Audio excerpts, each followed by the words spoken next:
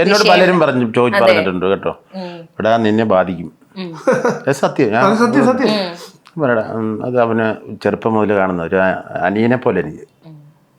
നമ്മളെ കൂടെ ചിലപ്പോ കൈവിട്ട സത്യം തീർന്നു പോകുള്ളൂ. അതെ, അങ്ങനെ മനസ്സിലാക്കാൻ ഒരാളെങ്കിലും ഉണ്ടാവും എന്ന് പറയുന്നത് ഭയങ്കര കാര്യല്ലേ.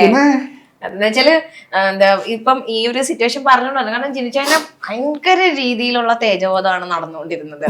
കാരണം പുള്ളിക്കാരന്റെ ഒരു സൈഡും കേക്കണ്ട, ഞങ്ങൾക്കൊന്നും അറിയണ്ട, നീ ഇതായി പോത്തേ ഉള്ളൂ, ആ രീതിയിൽ. അത് ജിനിച്ചതിനെ അറിയാവുന്നവരും അറിയാത്തവരും എല്ലാം കമന്റ് ഇടുന്നത് ഭയങ്കര നെഗറ്റീവായിട്ടാണ്. എന്തിനാണ് ഇങ്ങനെ ചെയ്യുന്നത്, നിനക്ക് എന്ത് സുഖമാണ്. അപ്പൊ ആ ഒരു ടൈമിൽ ഈ എല്ലാവരും മെജോറിറ്റിയും കുറ്റം പറയുക എന്നുള്ളതും, പിന്നെ ആള് കൊള്ളില്ല എന്ന് പറയുന്നിടത്ത് ആളുടെ ഓക്കെ അവൻ അങ്ങനെ ആവണം എന്നുണ്ടെങ്കിൽ എന്തെങ്കിലും കാരണം കാണും എന്ന് പറഞ്ഞ് ചിന്തിക്കാൻ ഒരാളെ കിട്ടുക